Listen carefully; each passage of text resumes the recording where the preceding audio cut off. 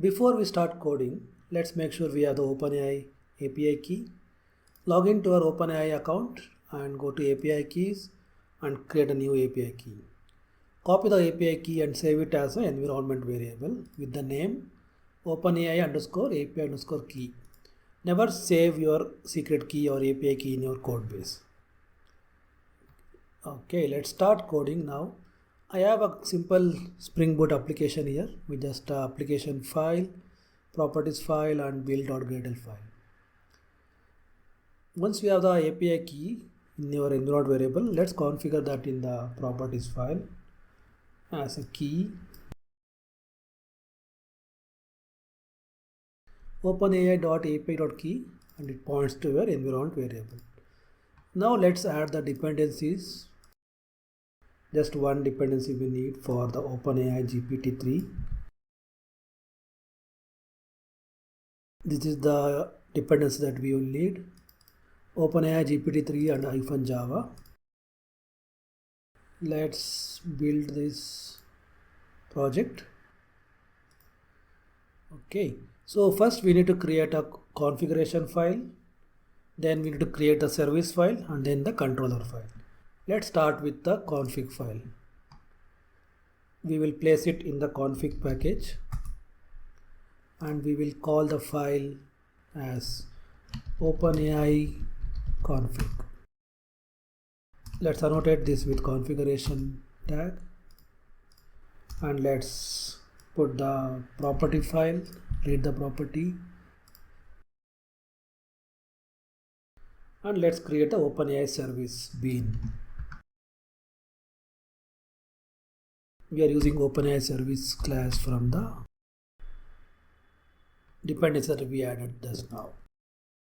So we have the OpenAI service. Next, let's create a Pojo classes first for the request and response of the object. So I will create a class called chat request, which will have for now just one variable called message. We will add the system message later. We also need a chat response object. This will be our API response. And we'll annotate this with our lombok to add the getters and setters. Okay, we have the Pojo file, then we'll create the service. Create a service called chat service. Let's annotate this as a service.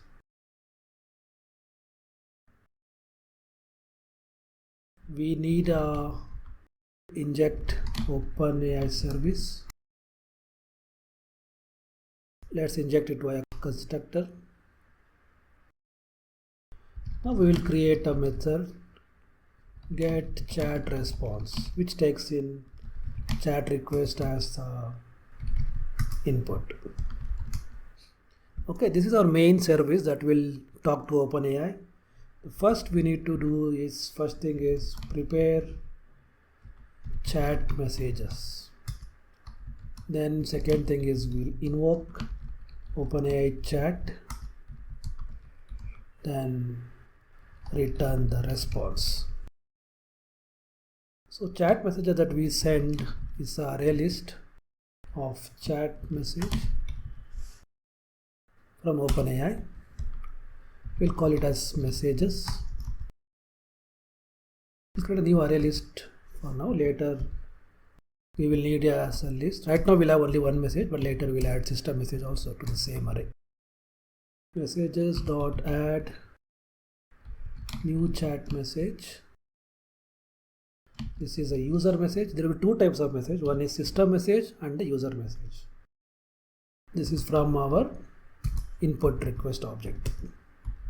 Next we will invoke the service. Let me copy paste this code. So we create an object called chat completion request and we specify the model we want to use and pass the messages array list. Finally we get the response OpenAI service dot create chat completion We'll pass in the request. Then we get the option as choices. This is from the response. This is the structure of the API response. We need to get the first entry and get message and finally get the content of that. And we will return this message. So this is a service that we will need to call from our controller. Now let's create a controller. So we'll create a controller called chat controller.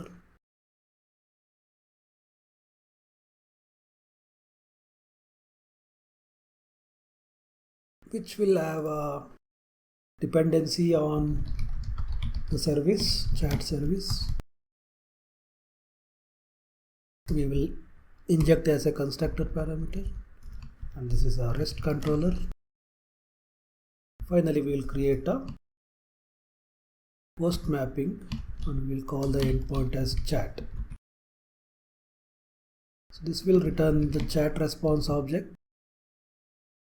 Chat and request body will be our chat request object.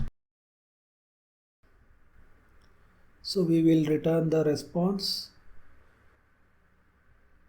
First we will invoke this service by passing our object. This returns the AI response. Finally we will return new chat response. We will pass the message. So we need the constructor. We can use this constructor. So we have this. Our code is ready now. We can start the server and test out this endpoint. Let's start our Spring Boot application.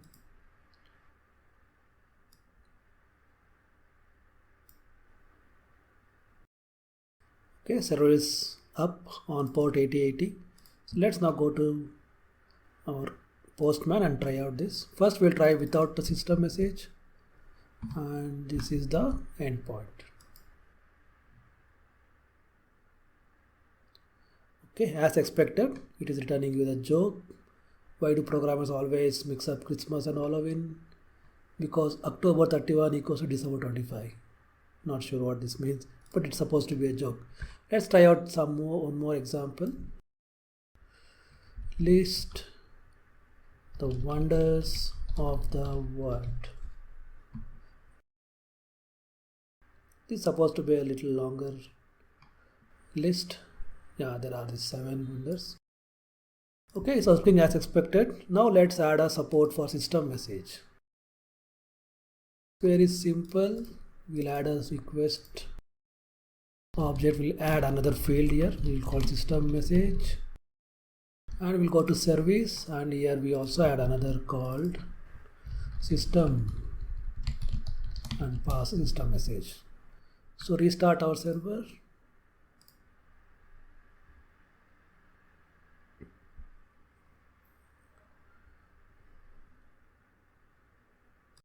So let's add a system message field to the package, the payload, sorry. Always respond with restart. Always respond only. Restart your laptop. Let's try with this shorter one.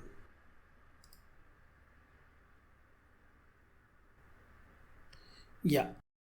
So it says please restart your laptop for further assistance. So this is how system message works. We can actually control how it actually works. Let's say respond as Jack Sparrow. The way it responds is slightly different.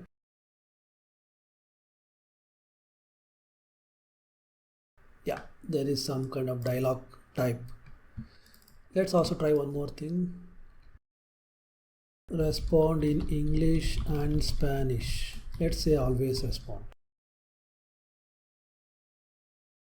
System message, you can control the way the model works. See, it is returning first in English then it's also returning in Spanish. Okay, this is how you integrate AI agent in Java. So how is it different from ChatGPT, the UI we have? So the control we have in this code, we can actually do much more than just returning back the response. There are something called function calling we can use.